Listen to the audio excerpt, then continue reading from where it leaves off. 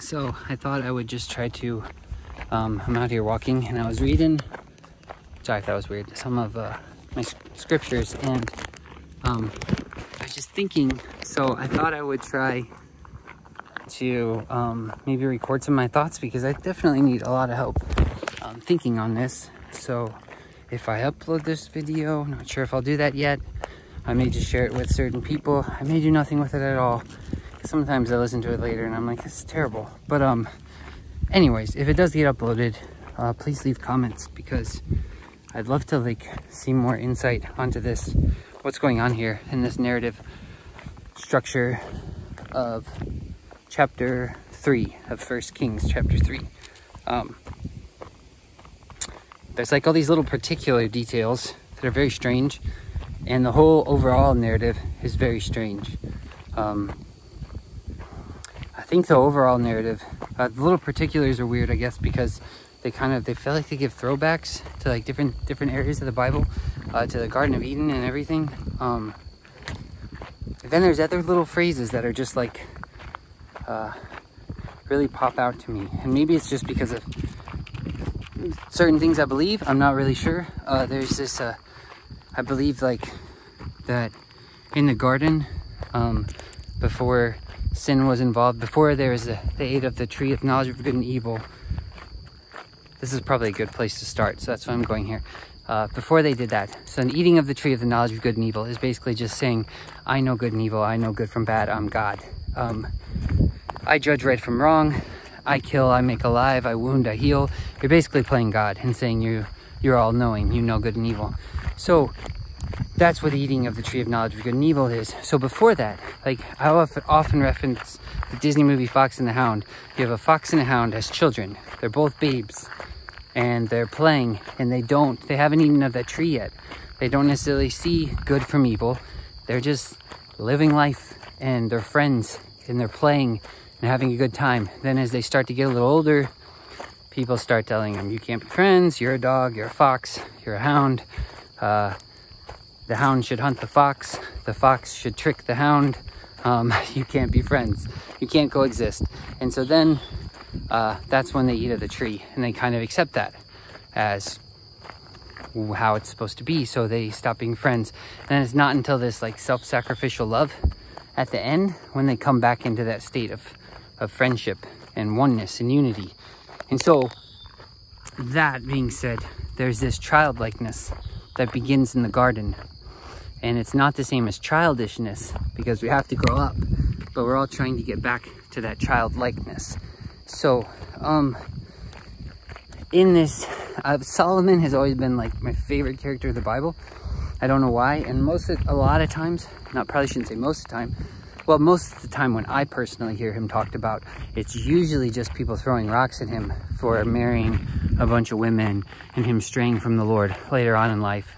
And I'm always like, so you're so perfect? Like, I mean, come on, give the guy a break. But God says he's given the greatest wisdom that ever there is. And the wisdom is that he doesn't know.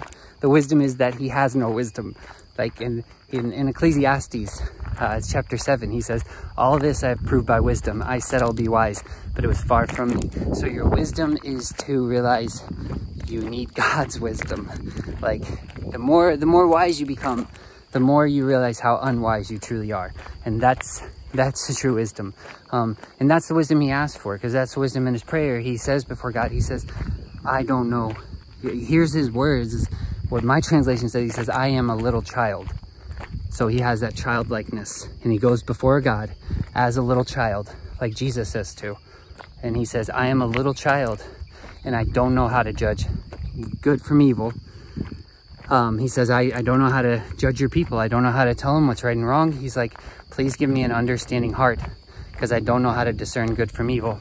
And so God says, because you've asked this thing, I will give you the tree of life. Because you didn't take it for yourself and it become the tree of death, I will give you the tree of life.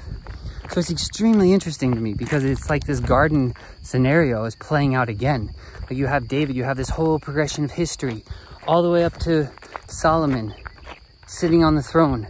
And then when he takes the throne, it's the same garden story that's like happening again. And he says, God, I can't take of this tree of knowledge of good and evil. I don't know what I'm doing. I'm just a little child. Please help me.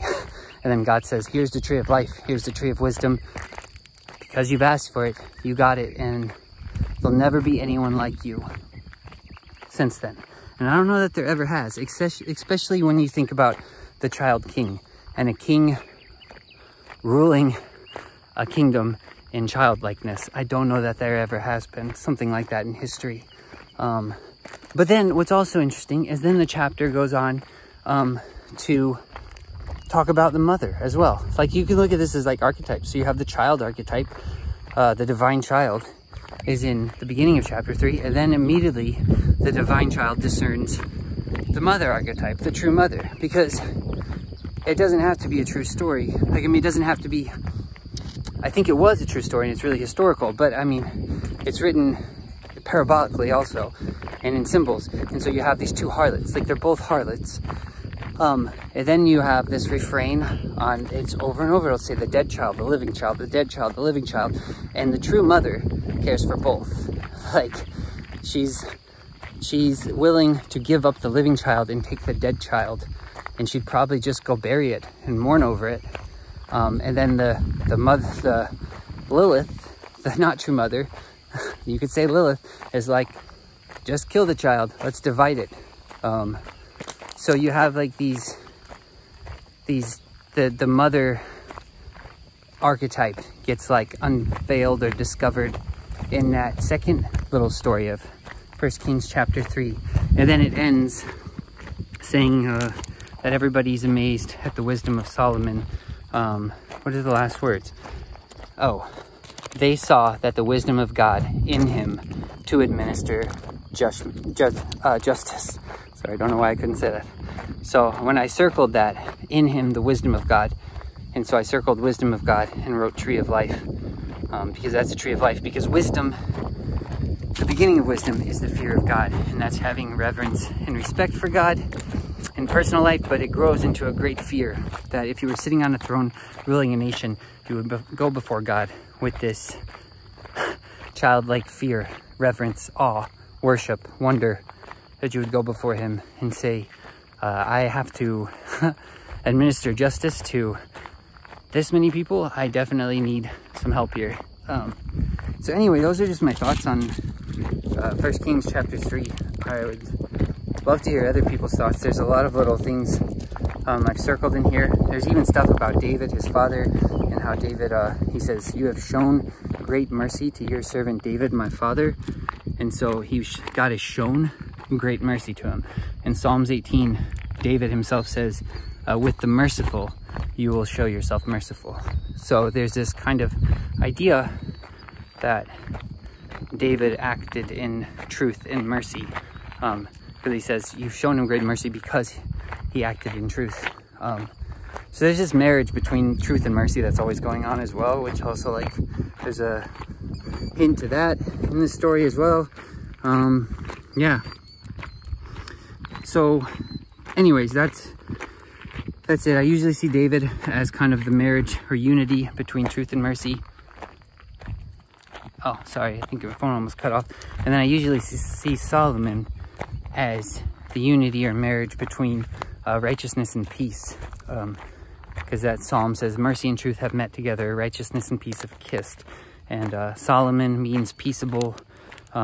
He's kind of, I kind of see him as somewhat of a Melchizedek feature. King of righteousness, king of peace, king of Jerusalem, priest of Most High God, sort of thing. So, but now I also see him as the child king, so that's pretty cool. Gonna have to think on that one a lot more. Thanks.